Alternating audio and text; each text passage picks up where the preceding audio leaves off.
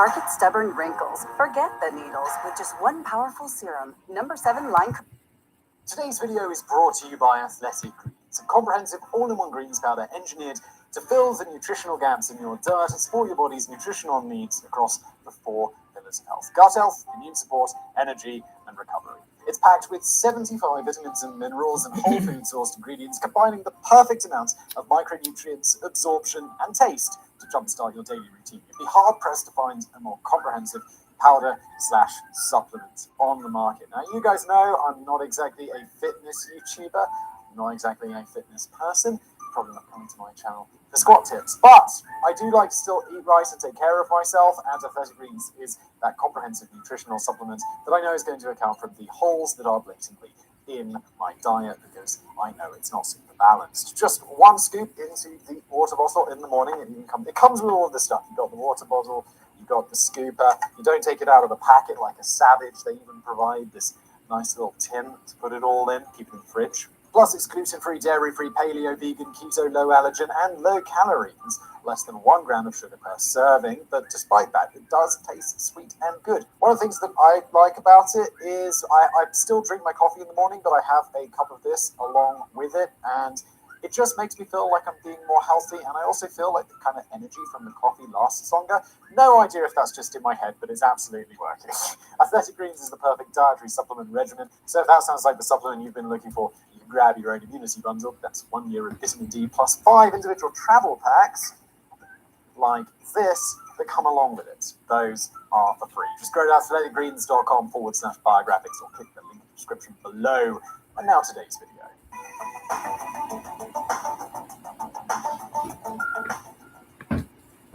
The Americans once have been dead, the Mexicans once have been dead. Stuck in the middle between 2 larger, much more powerful forces, Apache warrior Geronimo strived to preserve his people's way of life. He did this the only way he knew how: by fighting. Make no mistake about it, despite the image everybody has of Geronimo as this old, calm, and wise man, he spent most of his life fighting and killing those who got in the way of his band of Apache. He wasn't the kind of tribal chief to advocate peaceful solutions. In fact, Geronimo was never a tribal chief at all. He was a medicine man and a warrior, but people gravitated towards him nonetheless. He was a natural-born leader who guided his people through the Apache Wars, the most violent and turbulent time in their history.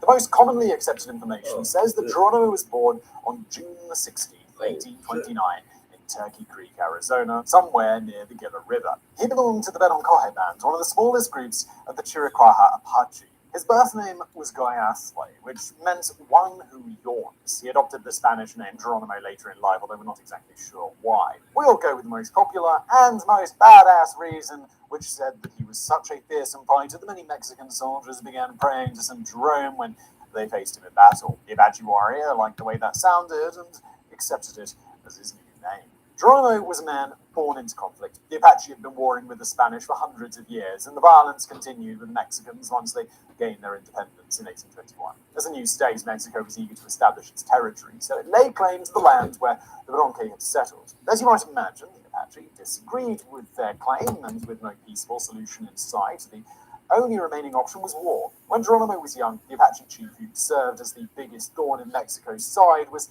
named Mangus Coloradus. As soon as Geronimo reached fighting age, he started joining the Apache gangs on raids against Mexicans, led by Mangus and his more famous son-in-law, Cochise. Decades later, Mangus Coloradus met a very gruesome and shameful end, one that even Geronimo called the greatest wrong ever done to the Indians. But it did not happen at the hands of the Mexicans or rival tribes, but rather the Americans. In 1863, Coloradus was taken into custody by the Union Army after meeting under a flag of truce. That night, the general in charge, future Louisiana Senator Joseph Rodman West, told his sentries that he had no intention of negotiating, and he wanted the Apache chief dead by morning. The soldiers first tortured the imprisoned 70-year-old Coloradus with heated bayonets, and then they shot him to death and buried him in a shallow grave, later claiming that he tried to escape. The next day, they concluded that they could stoop even lower if they really tried hard enough, so they dug up the body, cut off the head, boiled the flesh off, and sent the skull to a phrenologist in New York. Despite efforts from his descendants and historians, the current location of the skull remains a mystery, and a nice